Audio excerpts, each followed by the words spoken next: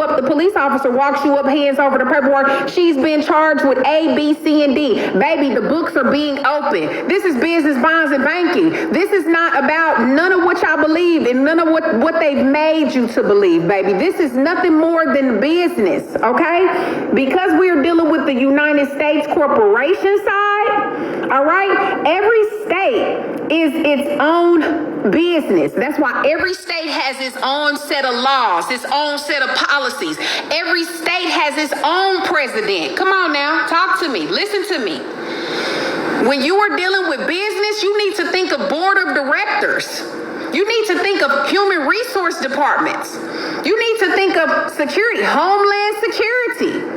Come on now, the police officers, all of these are forms of security for the corporation. And just the same as your Walmart, your Taco Bell, or even your Apple, these are set up the same exact way. So when you are booked, the books are open, baby. The comptroller is alerted. The actuary is alerted. Why do you think they say? You'll see the judge in the morning, or you'll see the judge in this amount of time, right? So these books are now open. And when these books are open, the actuary is now ready to determine what you are worth and what your bond should be based off of the charges that have been inflicted upon you. Baby, business, bonds, and banking.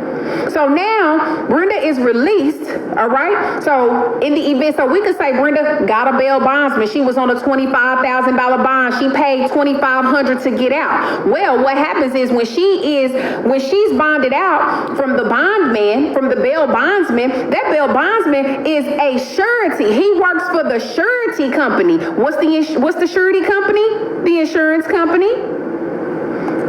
Listen. If I tell you that every state is a business, every state must have business insurance. Every state has its own insurance department. And I'm not talking Geico, and I'm not talking State Farm. I'm talking the insurance company of Texas, the insurance company of Memphis. I'm talking like that, okay? So once it's been established that you want to have this bail bondsman, if you read even the bail bondsman contract, okay? We're about to check out these bonds here. But when you read the bail bondsman's contract, it has the same verbiage. Hold on, who is this, y'all? Hold on, y'all. Let me see something.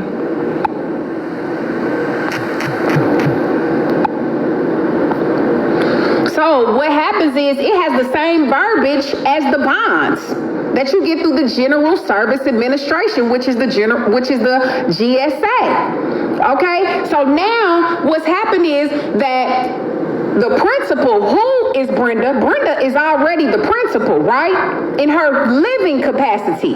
But when we speak of the estate, which is the all caps, what the bail bondsman does is he comes in and he says that I'm bonding you with the principal. I need to bind the body with the soul so that in the event we need to lock her up, we can charge the living for the infractions of the all caps name. This is why when people are putting documents on file for what they call status correction, they do what is called a whole harmless indemnity agreement or a whole harmless indemnity bond. You see what I'm saying? So what happens is when people are going into these courtrooms, they're not even understanding that you just switch roles with the bail bondsman through the contract. Come on now, y'all. Come on now. Sole contracts, bounding you jointly and severally with your heirs, severally. That means together and separately. All right, hit me some hundreds in the chat. Where y'all at? Hit me some hundreds in the chat. Where y'all at? I got 5 people on live. Peace and love. Peace and love. Thank you, thank you, thank you. This is my first time on YouTube, y'all. I sure hate that the light is so bad.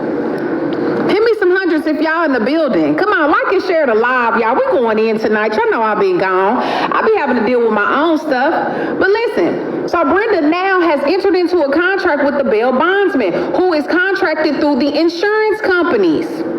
There are several, now don't get me wrong, the states have their own insurance companies, right? However, they still have surety companies, different insurance companies that they utilize to impact the estate. to gain from the estate. So now what happens is, once Brenda is let out on this bond, she's entered into a contract that has several different terms and conditions.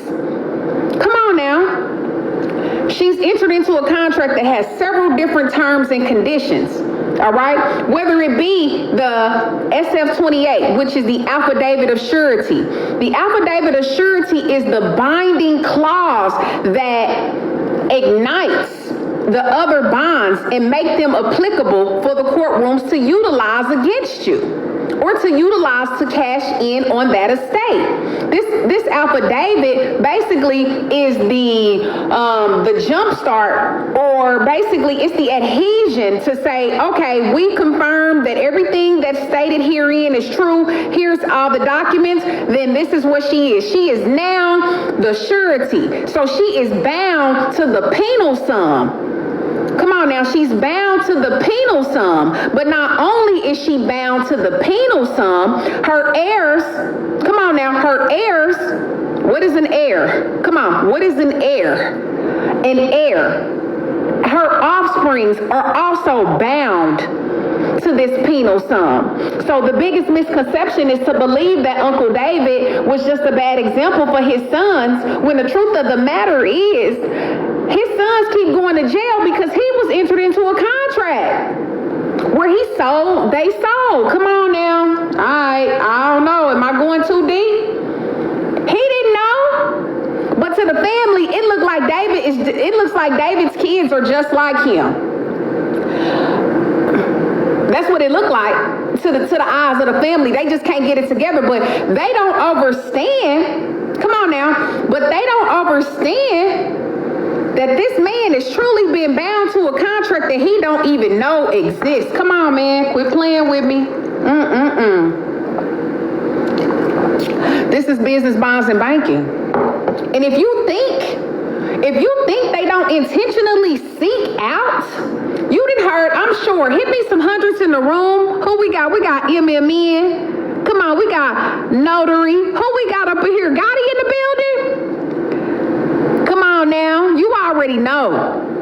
You already know, Notary. Come on, King Shaft in the building. Thank you guys so much, okay? So now that we understand how this process truly works, what makes them eligible to snatch you off of the street and to utilize your body as a way to accumulate claims. They bringing up a claim against you. They're bringing a claim against you. Remember, when the birth certificate is created, it is then the estate is formed through the treasury. Why do you think that every time, everything that they do, they always go through the treasury? Whether they taking you up for taxes, whatever the case may be, what I'm here to let you know is that it's always a tax matter. And the biggest deception is to make us believe that they, in fact, are coming at you because you did something wrong. No. No. That's not the case. You didn't do nothing wrong. Baby, these petty crimes, this is the question that we should be asking ourselves. If it's all about the law of the land, okay? If it's all about the common law and ensuring that everybody is treated equally and et cetera, if it's all about that, right? If it's all about that, then why is it that you never knew that the attorney was filling out a 2848 on your behalf?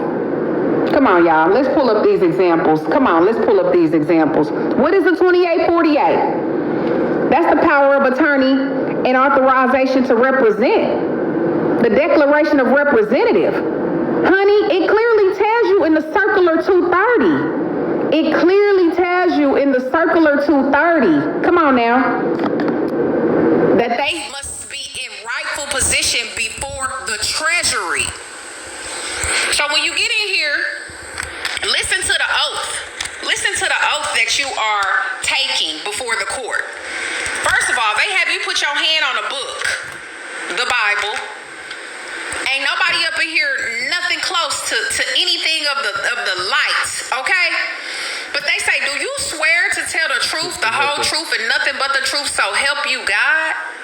And what you do, you put your hand on that Bible and you say, I do. Baby, you just entered into a ritual. Because first of all, why you in here declaring to tell the truth, the whole truth, and nothing but the truth when everything in this motherfucker is a lie? Everybody in here lying. You the only one in here supposed to be telling the truth? Huh? And then, so help me God, I know you ain't talking about the divine infinite all. You couldn't be talking about that God the way y'all up in here moving. Baby, you sell your soul when you go in there with these different, all rise. Come on, they don't consider you, they call you a person. What is a person? A person is a corporation. A person is a corporation, a trust, an estate, an entity. So notice that will the person Camila Johnson please come stand? No, ain't no person up in here. I'm here by special appearance only. But that's not enough. The real question is, when did you receive full disclosure? When did you receive full disclosure? Because if this is business, everything is initiated by way of a contract. It all started from a contract. So the question is, where's the contracts? All right, hold up, y'all. It's doing something on here. Y'all share the live for me. They trying to hold on. They want me to. Okay. Okay, so boom, where's the contract? Has anyone asked that? Has anyone received full disclosure? Now, I got some folks up in here who've been asking for full disclosure, baby, and it been going down, honey. You start speaking the right language. The problem is, you want to be in there speaking common law, baby. That's not the business that they're in. Bigs do it big. Come on, notary, talk about it. I see y'all in the building. Let me look on here. Let me see. Who we got up in here? Free to be me in the building.